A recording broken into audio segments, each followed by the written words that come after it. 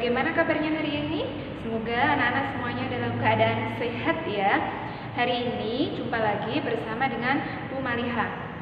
Bu Maliha akan mengajar di kelas 3. Anak-anak kelas 3, sebelum kita memulai pelajaran agama hari ini, alangkah baiknya apabila kita berdoa terlebih dahulu ya. Mari kita berdoa bersama-sama. Bismillahirrahmanirrahim. Rabbi zidni ilma warzuqni fahma. Amin ya rabbal alamin. Semoga dengan doa yang kita panjatkan, apa yang kita pelajari hari ini dapat bermanfaat dan mudah untuk kita cerna.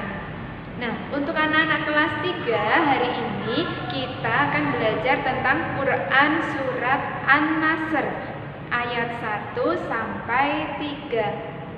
Anak-anak kelas 3 pastinya sudah hafal atau belum? Nah, nanti kita akan belajar bersama-sama ya tentang Quran surat An-Nasr ayat 1 sampai 3.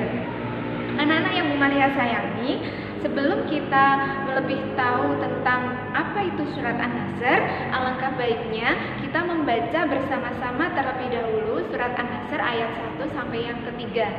Nah, anak-anak di rumah nanti melafalkan seperti yang Bu Maliha lafalkan ya, diikuti. Bu Maliha bacakan ayat demi ayat terlebih dahulu. A'udzu billahi minasyaitonir rajim. Bismillahirrahmanirrahim. Idza jaa'a nasrullahi wal fath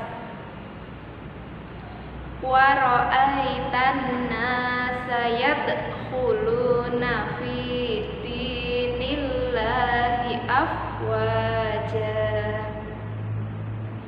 fasabbih bihamdi rabbika wastaghfir innahu kana tawwaba.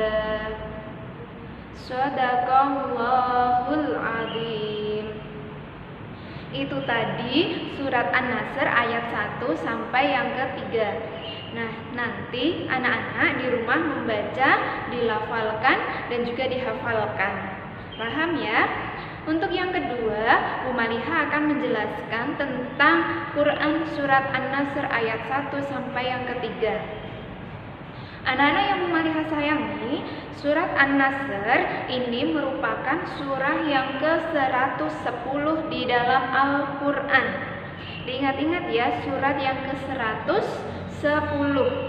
Jadi di Al-Quran itu ada 114 surat. Nah, surat An-Nasr ini berada di urutan yang ke-110. Surat An-Nasr merupakan golongan surat Madaniyah. Karena apa? Karena surat An-Nasr diturunkan oleh Allah Subhanahu wa taala setelah Nabi Muhammad SAW hijrah dari Madinah. Hijrah ke Madinah. Nah, anak-anak yang Bu Maliha sayangi, kata An-Nasr ini diambil dari ayat yang pertama, yang berarti apa? Pertolongan.